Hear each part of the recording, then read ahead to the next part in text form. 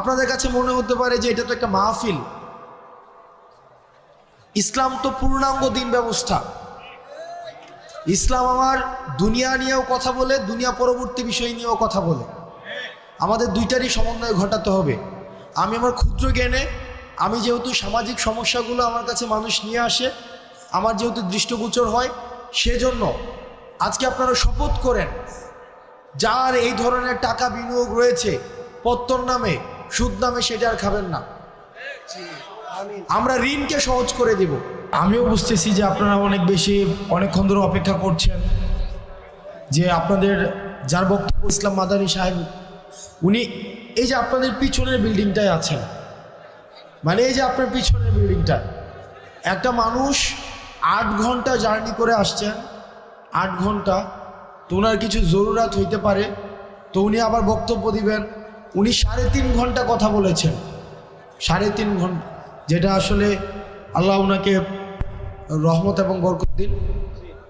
এই যে মসজিদটা আমাদের, যেটা 4 বছর হয়েছে মসজিদটা, এই মসজিদে গত 2 দিন আগে আমাদের এই উপজেলার জন্য 5 কোটি টাকা বিশেষ বরাদ্দ দেওয়া হয়েছে। তো ইউনু এবং দেবিদ্বার উন্নয়ন ফোরাম নামে আমাদের একটা সংগঠন রয়েছে। আমরা এই দুইটার সমন্বয়ে বাকি যে কাজটা রয়েছে, এই বিষয়টা সুসম্পন্ন করার ক্ষেত্রে আমি আমার জায়গা থেকে সর্বোচ্চ সহযোগিতা করব। আলহামদুলিল্লাহ।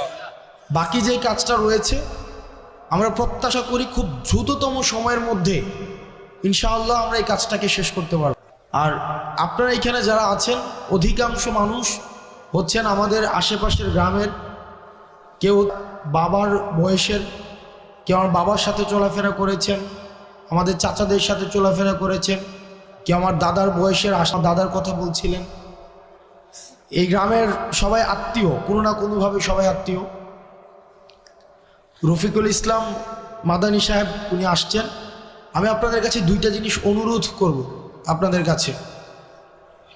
1 নম্বর বিষয় হচ্ছে, আমি যেহেতু এখানে আমার জন্ম এই গ্রামে,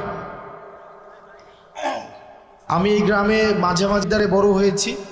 ক্লাস 2তে আমি বাসায় দেবিদ্বারে চলে যাই, কিন্তু দুঃখের গ্রাম সম্পর্কে